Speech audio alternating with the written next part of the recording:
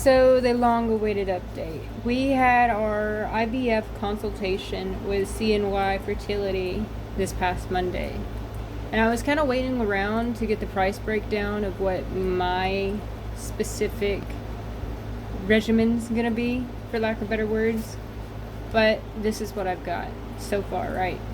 So they broke down the process from beginning to end. And for someone with a inflammatory disease like I do, be it endometriosis, adenomyosis, tumors, the thing, it'll be a more drawn out, slower process for me. I'll be on additional medications also for the inflammation and trying to suppress the disease. So it could be another year or so before we even get a positive, let's just be realistic. And even then, anything could happen. But it is like a interesting educational experience, so there is that, and that's the way I'm trying to look at it, because I've kind of been like all around the ring at this point with expectations and reality and, the emotions and all the things, successful and negative. So this will be my first time attempting IVF. We're doing IVF, one, because I need help, and two, because I tied my tubes after my last pregnancy. I wanted a hysterectomy, but we ended up tying the tubes, and then I still want a hysterectomy, but there's always this fine line and tape and all the things that you have to go through.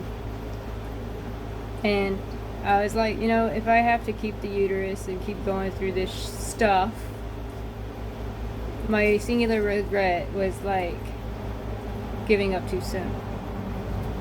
And at the time I was so sick that I didn't feel like there was any other way of life, because I had been sick for so long and my life had been like that for so long, and that I didn't even know that there was like another aspect of life at all, because I was so sick, right? Well, the past 4 years I've been getting better. I am not cured. I've just learned how to manage it better.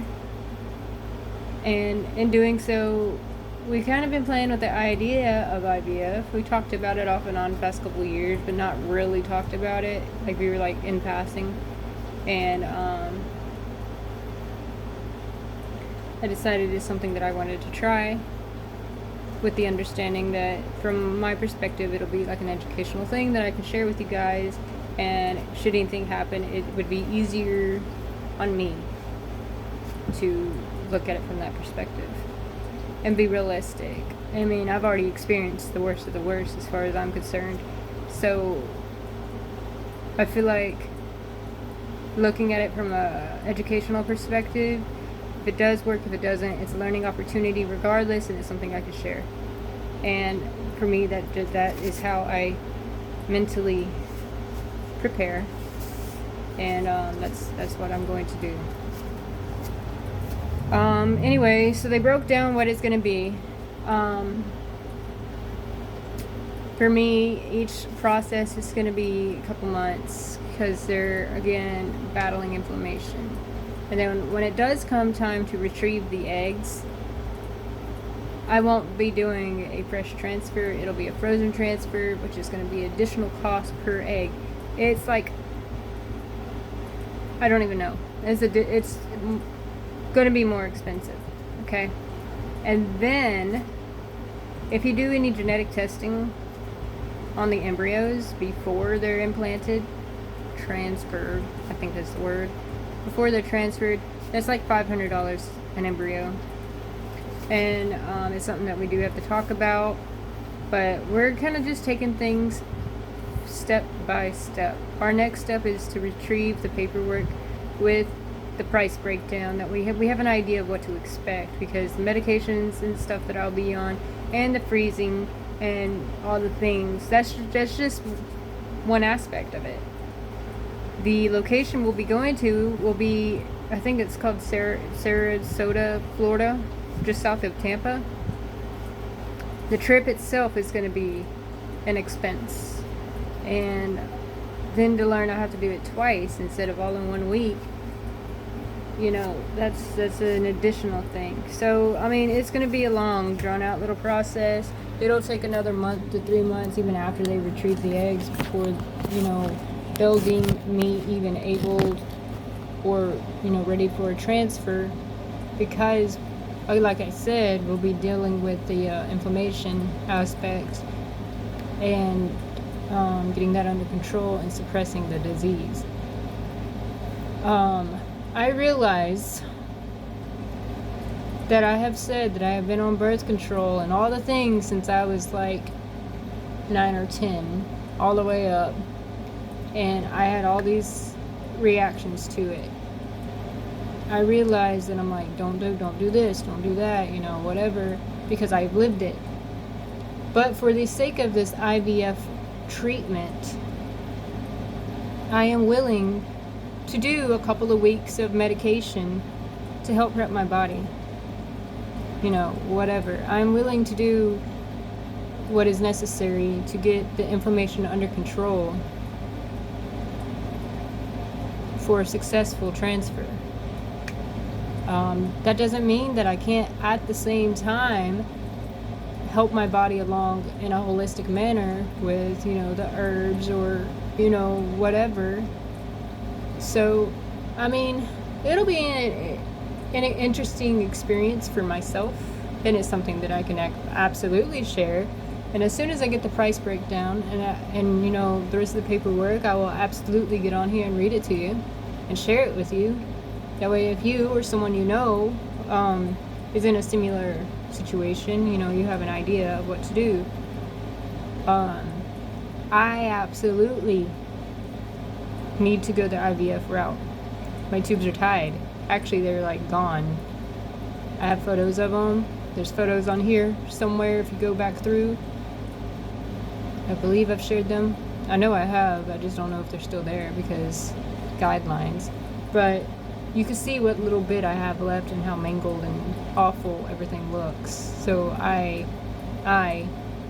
for me in my situation, am relying on intervention to help us be able to do that. And I know it kind of like counteracts everything that, I teach, but that's why it's educational, right? I know that my body does better on a holistic manner without the chemical drugs. But I also know that if I were to do IVF, I'm going to have to just kind of swallow my pride a little bit and just trust the process, because I understand, I understand that that's what I need.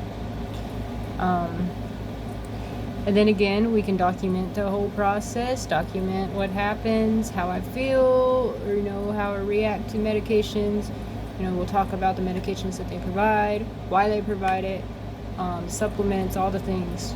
So, yes, I understand as a holistic person that teaches holistic medicine that, it might sound a little contradicting, but if you understand the whole thing and you've been keeping up with the whole thing since the beginning, then you understand why this is the route that we have to take. I could take fertility teas all day long and it's not going to help me get one item and the other item to like they're supposed to, and end up being in the place where they're supposed to be, right? So I kind of need a little assistance there. And of course they have their own protocols and stuff, and then we can absolutely talk to them about like substituting some things for a holistic approach, should that be what is required of my body, or if I'm even able to. So that's just the truth there. That's like an explanation. So anyway, when we do sign off on it and we agree to do it and we pay the initial down payment or whatever, however much we pay at the time, then we get with the pharmacist and they'll ship the medication to the house. From there, I'll take oral medications for a couple of weeks, and then they'll be tracking my cycle, during which time they're also going to be monitoring me every 2 to 3 days for scans and blood work and all the things. And then at the same time, we'll be doing the injections. When my body is right and my eggs are, I guess, peak, available to be removed, then I have to give myself a trigger shot, I believe is what they said. And then we have 36 hours to get to Florida for the retrieval. And then we'll come home.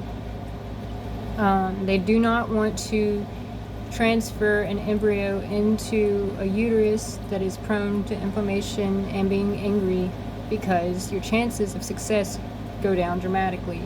So they are sending us home for about a month to 3 months. At that point they're frozen, so it really just depends on us and whenever we find the time to go back. And then we can do the transfer. During the time in between, I'll be on medication to help suppress the disease and control the inflammation. Yes, from what I understand, I believe that looks something more like a type of birth control or a Lupron, which I am familiar with Lupron. I have rejected it in the past because of the chemicals in it. But for this experience, I will do whatever they suggest to further ensure some form of success, right? So that's what we'll do during that time period. I'd have to go back and see for how long we have to do that. And then you go back and then you get your transfer, and then in 2 weeks after that they'll decide if you're pregnant or not. Well, I say decide, but you know what I mean. If it's stuck, great. They do say that they have better chances of it sticking as a frozen. Now, just because they transferred it into your uterus does not mean that it's going to stay. Your uterus and the embryo still have to, come together, and it still has to do its own thing on its own, on whether or not if it's going to stick or not. So there's that. So that'll be another little hurdle. And then for me personally, I believe they'll monitor up to like 12 weeks, and it's like every few days from what I understand, and then after that point you're released to your OB. Okay, cool. By that point, for me, typically they're already kind of doing regular monitoring, especially now after my first 2 pregnancies that were like wild. So I feel pretty confident that we'll have enough eyes on the situation at this point that we could catch anything should anything go crazy. And again, if it should, learning experience, whatever. That is how we're going to look at it. From a study standpoint of me studying myself and learning, whatever, like I've been doing the past several years and that I've been sharing with you guys. Okay? Anyway, so for me and my body, first 2 pregnancies I was like super stressed out, way underweight, didn't know what was going on with my body. The first time I didn't even know I had endometriosis. The second time I didn't know I had endometriosis, adenomyosis, and fibroid tumors. So now I know everything that's going on, and I can manage it pretty well. And so I feel more confident that we'll know how to address things as they arise. My body is a little finicky, but I think now that we know what's going on and that I've been managing for 4 years on my own without intervention, we've got a really good chance. And I truly believe that. And of course, I pray about it every day and have been for years, because I don't want to leave this earth thinking that I gave up or that I was afraid or this or that. I just refuse that, and I will not be controlled by fear. And I want to try it, and I will try it, and should it work, cool. If not, whatever, another educational experience along this journey of learning how to live with immune diseases that control your entire body.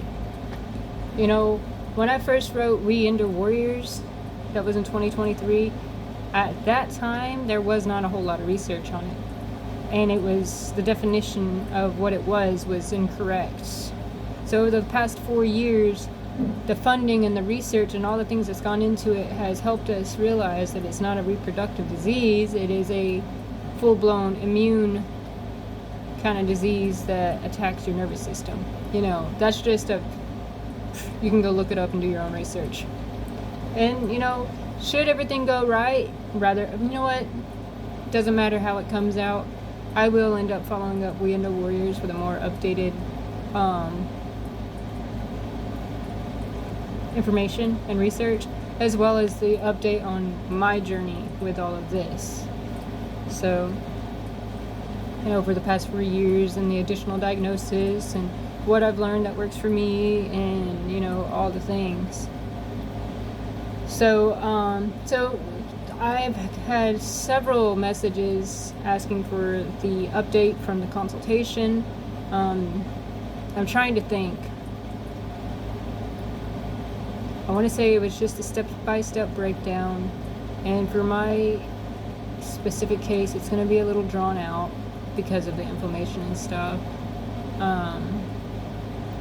Then, like I said, just the cost of travel and the cost of all of it all together, it's going to, take a little bit of time.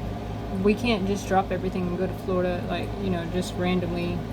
So, I'm going to try to schedule everything to where it's during Alex's off weeks, and then just hope for the best that my body cooperates and that we can do it and will not interfere with work. But I don't know. It's a process, and we're doing it. Hopefully. I'm just waiting on the paperwork. That way we can actually put eyes on the cost breakdown and see if it's even feasible. And if not, whatever. I personally think that my years left of being able to carry are much lesser than another, like a healthier person. So for me, I feel like I'm on a time crunch.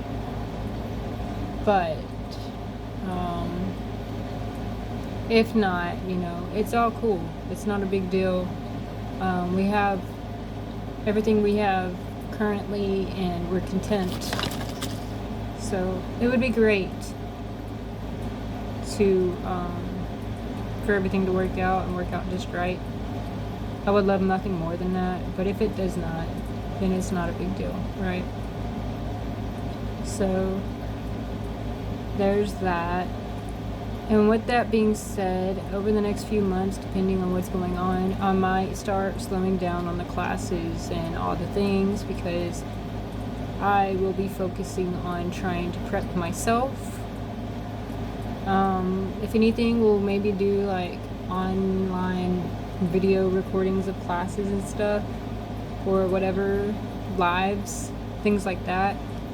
And if you want to learn something, you just come on to the live. If not, whatever, not a big deal. So we'll be adjusting things as things come, because I am high risk. So we'll just see. Anyway, for those of you that were waiting on the update, that is all I have for now. And then when I do, I'll watch it be after this thing posts. When I do receive the documents that break down the cost and all the things, I will share that.